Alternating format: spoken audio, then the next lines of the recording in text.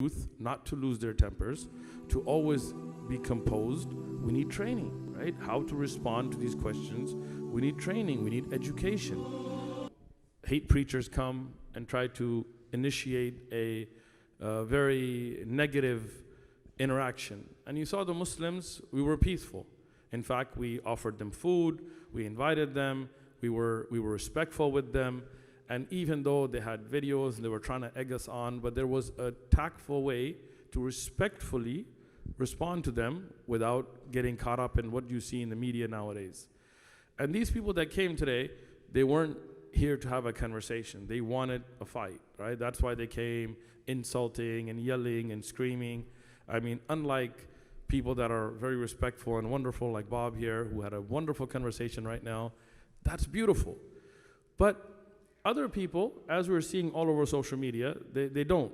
So how do we deal with that, right? How do we train our youth not to lose their tempers, to always be composed? We need training, right? How to respond to these questions. We need training, we need education. So we are planning a seminary, meaning a place that is not just a masjid, not just a place for events, but a place where people can come and stay. Inshallah, we'll have programs for sisters, you know, in the proper hijab and protection and all of that, to come and learn how to give da'wah, how to utilize social media, how to utilize the skill set that's needed for da'wah. And separately, we'll have programs for brothers to come, stay 10 days, you know, have a whole program on how to understand the biblical manuscripts. Like he said, you know, I don't know if cloning me is a good idea. I don't know if the world can handle two mischievous Uthmans, but, you know, to take whatever I have picked up over my years of studies and pass that knowledge on. And, of course, with our Sheikh and Sheikh Ibrahim Zidan and other scholars teaching the proper aqidah in the light of the Quran and Sunnah. Inshallah, in the future, to have a place where children can memorize Quran full-time, where people can take scholarly courses, but to lay that foundation where people can, like a seminary, like a madrasa, grow. And it will not just be a masjid, it will have a full-time Islamic school for the Arsafa solution that we've brought for schooling. It will have, and has, an Olympic-sized gym and all kinds of facilities that sisters will get their own hours and brothers will get their own hours and be able to keep in that good shape. It already has rooms built. So when we bring, for example, somebody becomes Muslim, we can do a summer program. They spend a month free of charge. We're not there trying to make money. We're there trying to help the community. So people that become Muslim can come and spend a month. They can learn wudu, they can learn salah, they can learn the fiqh of zakat, they can learn the fiqh of nikah and all the rulings and so on. So they can then go back to their remote communities properly knowing the deen.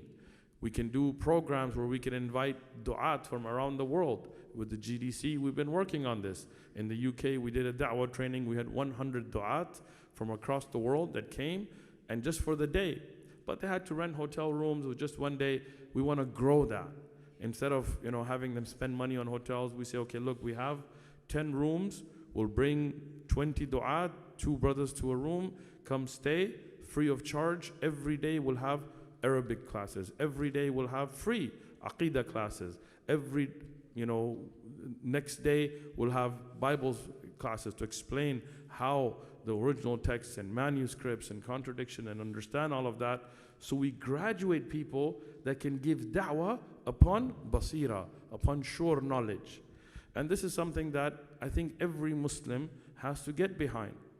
We see the challenges that we're facing. And it's no small task, but we have to step up to the challenge. As a community, we have to put our money where our mouth is. We have to put our commitment to grow this and to be, as a Muslim community, a part of this great country in the future. Our children that go to school that get hit with atheism and hit with agnosticism and hit with evolution and all this nonsense and Christmas being fed down their throat, they need to be eloquent in being able to respond to this. So this would give us a center where we can bring the youth, they can have a summer camp, they can learn Arabic, they can learn Quran, and they can learn how to give da'wah effectively. So inshallah for this now, we need people. have a PowerPoint, Sheikh, first. This vision has 4 components, which really we wish to replicate in every city, but Dallas would be our first. So we want that model to be replicated in Florida, but we have to bring in Dallas first, because that's where the fitna is coming from. Now, we have 4 components. Number 1, by the way, the property is purchased through the Islamic school with Safa. So whatever donation, whatever help we get is going towards the school. So if you're worried about, you're actually donating towards the school. Because subhanAllah, the seller are Baptist church. And they didn't want to be known that they are selling it to Muslims amongst their community. And that is why we had to go as a school. And alhamdulillah, we have a school called Salahuddin Future Academy, fully functioning. We have actually 6 branches across the country. In New Jersey, in Philadelphia, Chicago, we have 2, Colorado, Maryland, Virginia. So we have locations. And the school is accredited by Cognia. Those who are in the field of education would know. That's a North America accreditation body. And also by Cambridge, which is the international, top of the line in the Middle East and in the Gulf and the Far East, basically. And alhamdulillah, we do something called actually the Islamization of the curriculum. We actually have a model that's called the prophetic paradigm. I already, alhamdulillah, authored 2 books. We're going to go up to 6 books and training teachers. How can you bring Allah back into the classroom? You would read in a textbook, clouds bring rain. That's a very dangerous statement. Who brings the rain? Allah. But children who are 4 and 5 years old, that's what they learn. So now they're going to assume clouds has what? Genes define your gender, your race, your color. Yeah, that's the mechanism, yes. I agree. We cannot dismiss that. But Allah made it the mechanism to make this happen, right? So the school is the first component. The second component is what Sheikh Uthman, that's his niche here, he's going to be hitting it, inshallah. We're just going to be helping him out, bi'idhnillahi ta'ala. But we do have a curriculum already ready. We know what we're going to teach you in Aqidah. We have a book ready to go. Salah, Quran, Tafsir. We're going to equip you with the necessary knowledge that when you go out there and give da'wah, you're ready to go. And that's where Sheikh Uthman comes in. And that's the second component, which is the seminary. AIM, Da'wah Academy, and Seminary. So we got the school, full-time, K-12. On site and online as well. The third is the Masjid, Dallas Muslim Community Center, DMCC.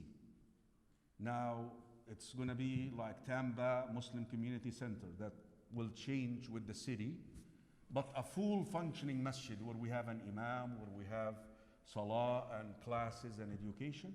And the last piece, we do have something which Sheikh Uthman witnessed himself in Colorado. That's where I started my da'wah work. Ansar Pantry.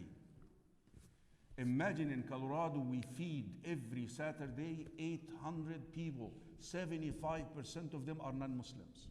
Allahu Akbar. Wallahi, they come and pick up food. Especially with that SNAP thing and what Trump did with the, recently, where people were deprived from their coupons or the food. Subhanallah, the numbers doubled and tripled. And this is the best da'wah. The best da'wah. Stop relying on words. Why do we have Adventist hospital? Why do we have Catholic this and this and this? Because that's how da'wah is made. But that's the vision that